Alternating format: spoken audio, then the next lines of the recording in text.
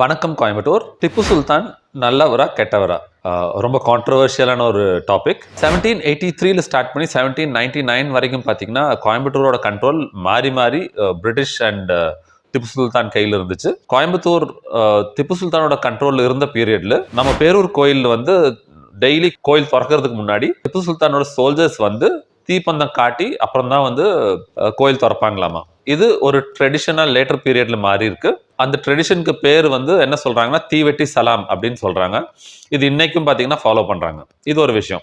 இன்னொன்னு என்னன்னு பாத்தீங்கன்னா அவினாஷி ரோட்ல இருக்கிற தண்டு மாரியம்மன் கோயில். இந்த கோயிலுக்கான லேண்ட் டொனேட் பண்ணது பாத்தீங்கன்னா திப்பு சுல்தான் சொல்றாங்க. அது மட்டும் இல்லாம அந்த கோயில் கன்ஸ்ட்ரக்ஷன் நடந்துட்டு இருந்த டைம்ல ஒரு 175 சோல்ஜர்ஸ் அனுப்பி வச்சிருக்காரு ஹெல்ப் பண்றதுக்கு. திப்பு சுல்தான் அப்படின்னு சொன்னா கோயம்புத்தூர் பொறுத்த வரையிலும் பாத்தீங்கன்னா அவர் வந்து எந்த கெட்டதும் பண்ணல மக்களுக்கு. அவரோட என்டையர் ஃபைட் பாத்தீங்கன்னா அகைன்ஸ்ட் பிரிட்டிஷா மட்டும் தான் இருந்திருக்கு. ஹிஸ்டாரிக்கல் ரெக்கார்ட்ஸ் என்ன சொல்லுதுன்னா நம்ம கோட்டைமேடு ஏரியால ஒரு ஃபோர்ட் இருந்திருக்கு. அது திப்பு சுல்தான் கட்டுனதுன்னு சொல்றாங்க. அந்த ஃபோர்ட்டோட ஹிஸ்டரி உங்களுக்கு தெரிஞ்சா கமெண்ட் பண்ணுங்க. இன்னொரு விஷயம் சொல்ல மறந்துட்டேன். இவர் ஃபர்ஸ்ட் டைம் கோயம்புத்தூரோட கண்ட்ரோல் எடுத்த போது கோயம்புத்தூரோட பேரை சலாமாபாத்னு மாத்துறாரு. Thank you. Have a nice day.